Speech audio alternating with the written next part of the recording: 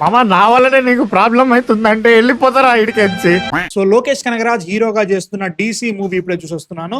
ఈ సినిమాని అరుణ్ మాదేశ్వరన్ డైరెక్ట్ చేశారు. అదే మన captain Miller movie director. So cinema ఎలా ఉందంటే మాత్రం ఓకే బ్రో బానే ఉంది అనిపించింది. ఇట్స్ నాట్ గ్రేట్ అనిపించట్లేదు, ఎందుకంటే నాకు కొన్ని బొక్కలు అనిపించినాయి, బట్ స్టిల్ బాగుంది. అంటే లైక్ బేసిక్ గా వాళ్ళు ఆపరేషన్ ఉంటది దీంట్లో, బట్ దాన్ని టోటల్ గా పెట్టకుండా ఒక చిన్న చంక్, ఓకే అంత జరిగిన స్టోరీలో ఒక చిన్న చంక్ దాని మీదే మేజర్ స్టోరీ జరుగుతున్నట్టుగా చూపించారు. అక్కడ కూడా నాకు బాగానే అనిపించింది. ఇదికు వామిక గబ్బీస్ చంద్ర క్యారెక్టర్, ఇదికు మన లోకేష్ దాస్ క్యారెక్టర్, వీళ్ళిద్దరు ఎలా కలిసారు, వీటి మధ్యలో పోలీసులు ఏంటి, మన హీరో వాళ్ళు ఏం చేస్తారు, that is the main story. నాకు ఈ సినిమాలో బాగా నచ్చిందంటే మాత్రం అనిరుద్ధ్ బాగా ఇచ్చిండు, చాలా బాగా ఇచ్చిండు. నాకు అర్థమైంది ఎందుకు ఇచ్చిండో. Like you can see director's vision, నాకు ఇక్కడ ఇలాంటి మ్యూజిక్ కావాలని తెప్పించుకొని చేసినట్టు అనిపించింది. సో అది నాకు బాగా అనిపించింది. సినిమాటోగ్రఫీ టెక్నికల్ గా సినిమా చాలా చాలా బాగుంది. టెక్నికల్ చూడడానికి చాలా బాగుంది అనమాట. యాక్షన్ సీక్వెన్సెస్ కానీ ఇక్కడ కూడా ఏంతరా జస్ట్ ఏదో నామమాత్రాన్ని తీసినట్టు ఇక్కడ అనిపించలేదు.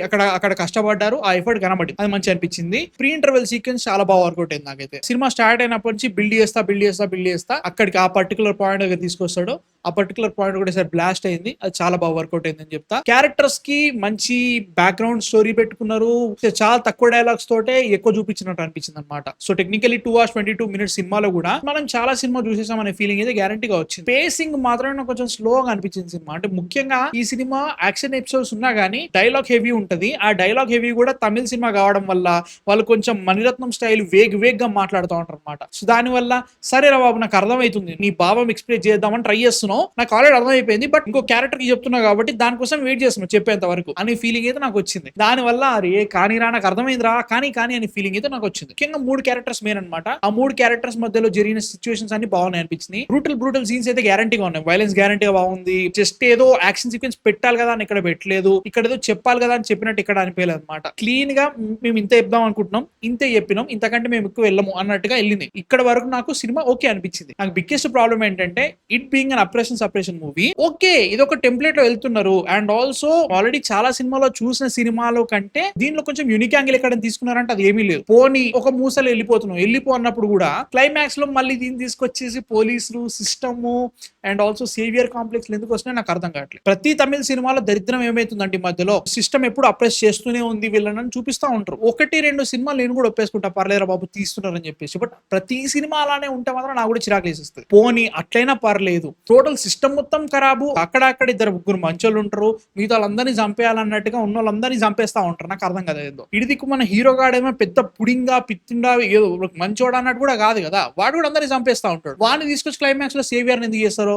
వాడు హీఈస్ ద రక్షకుడు, హీఈస్ ద హీరో అన్నట్టు చూపిస్తే నాకు చిరాకులేస్తుంది. ఇద్దరి దగ్గర తప్పులు ఉన్నాయి, వీడు ఇంకా దారుణం చేస్తున్నాడు అట్లా అని చెప్పి కూడా వీడే తోపు అంటే మాత్రం నాకు నచ్చదు. అట్లాంటి కథలు అయితే పడుతున్నారు. అది ఏమో వాళ్ళ అజెండా అనుకోవాలో ఐడియాలజీ అనుకోవాలో ఏమో తెలియదు, కానీ దాని వల్ల నాకు చిరాకు అయితే గ్యారంటీ ఇస్తుంది. ఈ సినిమా కూడా బాధిత పడిందని నా ఫీలింగ్. అట్లా అనుకున్నా కానీ performances are really good. Wamiqa Gabbi first half కంటే సెకండ్ హాఫ్ లో మేజర్ ఉంటుంది ఆమె క్యారెక్టర్, బాగా చూపించారు. ఆమె చాలా చాలా డార్క్ సీన్స్ అన్ని కూడా ఫటాఫటా మోంటాజ్ లో కొట్టేసి ఏంట్రా పోతుందేమో అనుకున్న ఫ్లేవర్, అండ్ ఆల్సో ఆ వెయిట్ పోతేమో అనుకున్నా, లేదు భయ్యా నిజంగా చాలా బాగా తీసుకెళ్ళిండో, మంచి అనిపించింది. ఆమె పర్ఫార్మెన్స్ కూడా బాగుంది అనిపించింది. ముఖ్యంగా షీ బీయింగ్ ప్రాస్టిట్యూట్, ఆమెని క్యారీ చేసుకునే విధానం, ఆమె నడిచే తీరు గానీ, ప్రవర్తించే తీరు గానీ, మాట్లాడే తీరు గానీ డిఫరెంట్ గా ఉంటుంది. మనకు తెలిసిపోతాం ఓకే ఈమె ఇలాంటి సిచ్యువేషన్స్ లో ఉంది కాబట్టి ఇట్లుంది అన్నట్టుగా కొన్ని బాగా పెట్టిన అనిపించింది. And Lokesh Kanagaraj is like Salaar లో మన ప్రభాస్ లెక్క, ఎక్కువ డైలాగ్స్ ఉండవు, తక్కువ ఎక్స్ప్రెషన్స్, ఒకటే బిట్ లైక్ ఇంతే చేయాలి ఇంతకంటే ఎక్కువ చేయొద్దు అన్నట్టు. ఈ వాజ్ గుడ్ ఇన్ దట్. అంటే లైక్ టోటల్ గా మోర్ ఎక్స్ప్రెసివ్ స్టోరీగా చెప్పేసి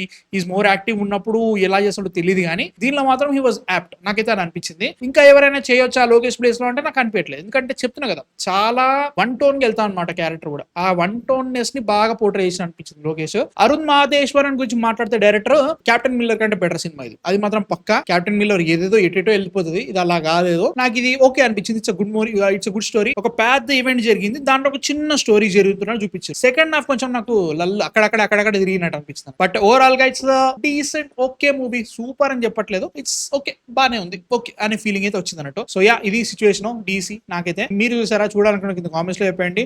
అండ్ యా నెక్స్ట్ వీడియోతో మళ్ళీ కలుస్తాం. అంతవరకు man of fiction signing off, by.